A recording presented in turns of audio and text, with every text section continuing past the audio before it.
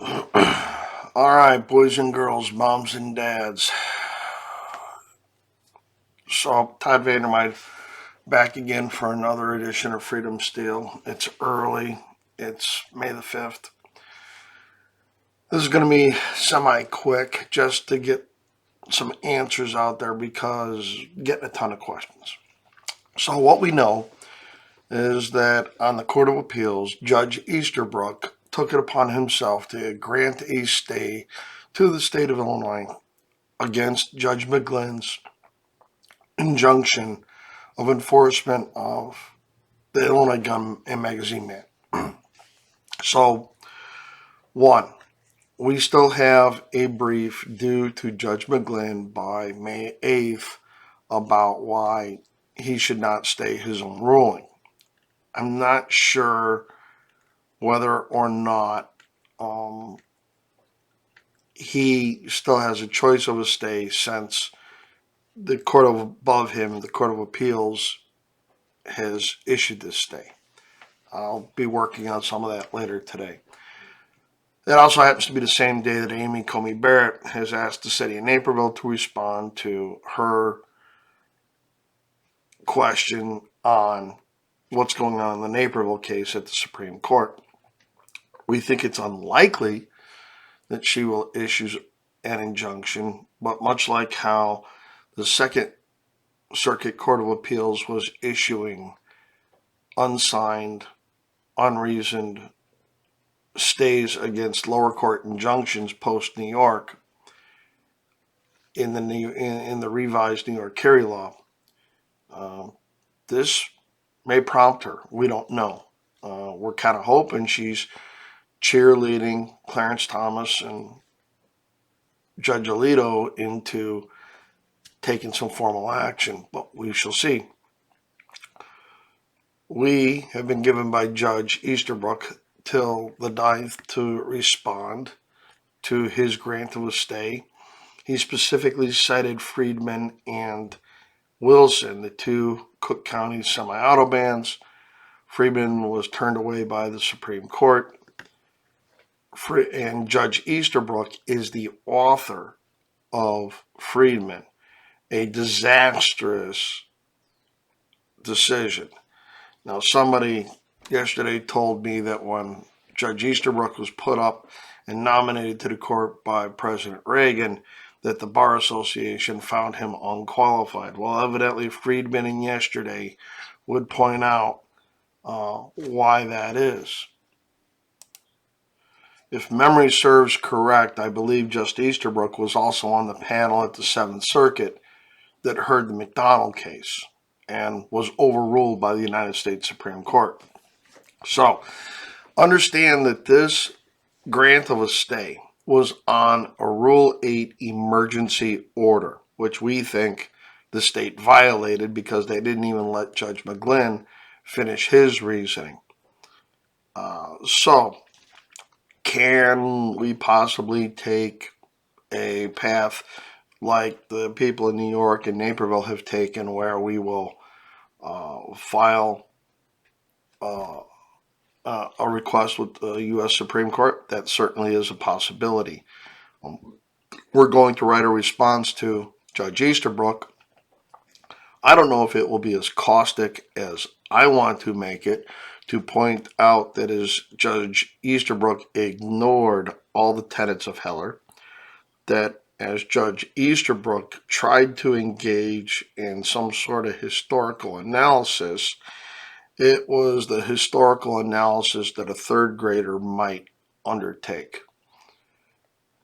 And I guess I'm going to have to do a video and go through Friedman once again and show people just how poorly and how out of tune with both Heller, McDonald, and now New York, Justice Easterbrook's thinking is. He still thinks that Friedman and Wilson are good law. So now a couple of things become, more interesting, more important.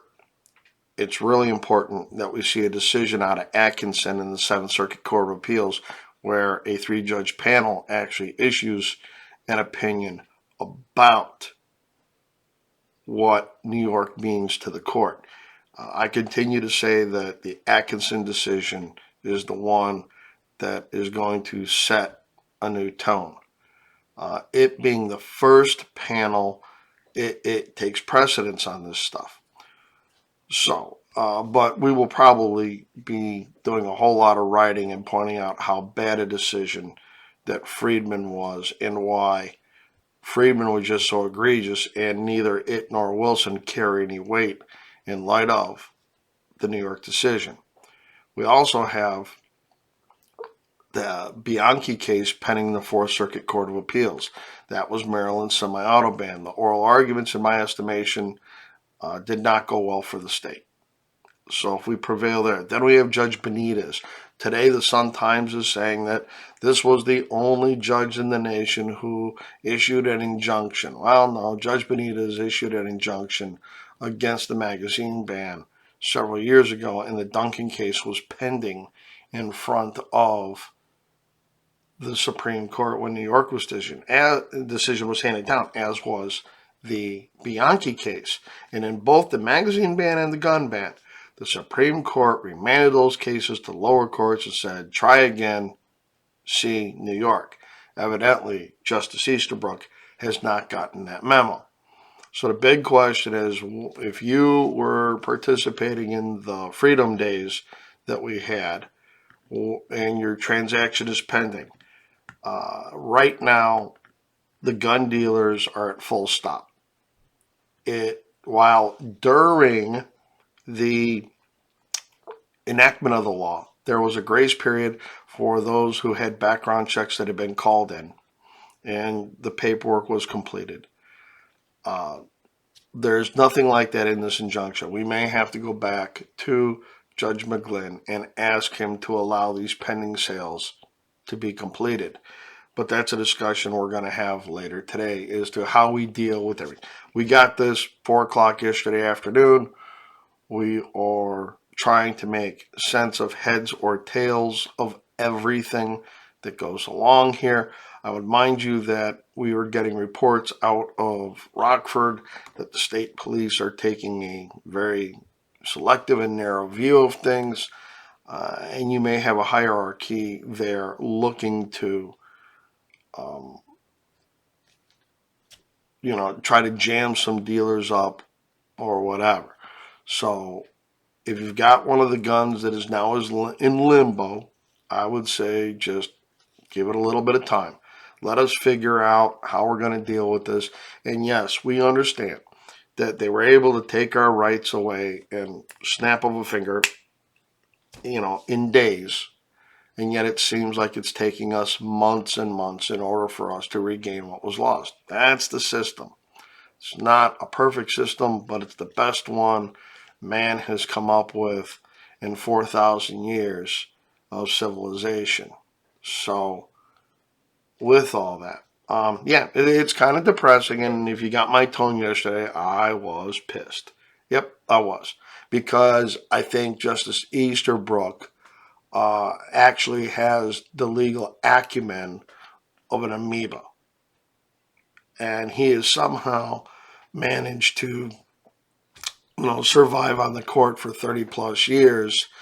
And I don't find him all that intelligent. I don't find him all that articulate.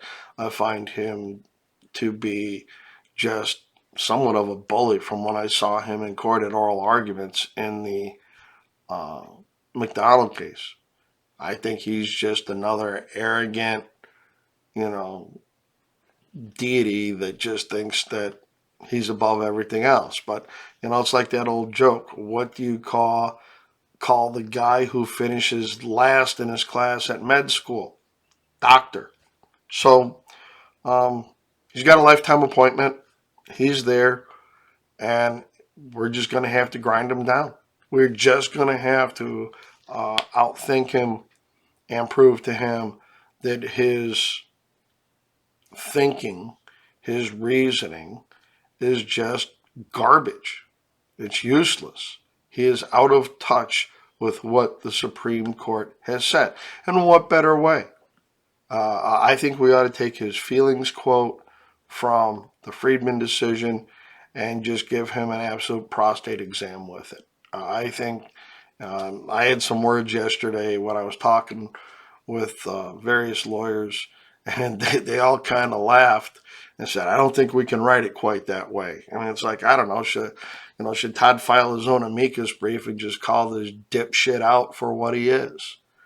Um, don't know if I can do that or not, but it certainly would be entertaining. So we'll see. That might be an exercise for a video or something like that. But guys, so sun came up this morning. We're going back to work. We're going back to the salt mines to keep hammering this out. But know that, you know, we have a couple of moves in front of us. This was not the entire Court of Appeals. This was only Judge Easterbrook.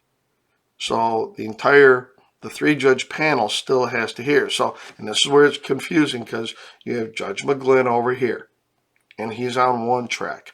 You have this emergency Rule 8 motion that is on a parallel track. And then you have the motion against the injunction in toto up here at the Court of Appeals on a separate third track. All these things are going in the same direction, and it gives us a couple other options to decide strategy with the case and how we're going to try to move some things forward. But that is all going to take a little bit more thinking and how to, game this out. This is a three-dimensional chess game. We're not playing checkers here. And, yesterday's actions will, it kind of gives us an insight that there are people up there, and the state has been arguing nonstop that Friedman is still good law. And this is the last dying gasp of Friedman in my book. Because based on what I heard in Atkinson, I don't see a couple of the judges, including the chief judge, buying off on what Justice Easterbrook is selling. And the good news is he's no longer the chief judge. So with that, as always, guys, it's early in the morning. I'm getting my caffeine and carbonation. And now I have to head out, go jump on an excavator, and get some vitamin D out at the club, D for diesel. So, or as we sometimes call it, aromatherapy. So with that, as always, hey guys, you've gotten us past the 8,000 subscribers mark. Thank you oh so much. We will have a tip of the hat and a tip of the whiskey a little later tonight as we cover more issues that are going around with this. We really appreciate all the support that everybody is giving us. Some days we have to issue bad news. We don't always get to, have good news, but we'll keep plugging along, keeping you informed about all that. So as always, frag out.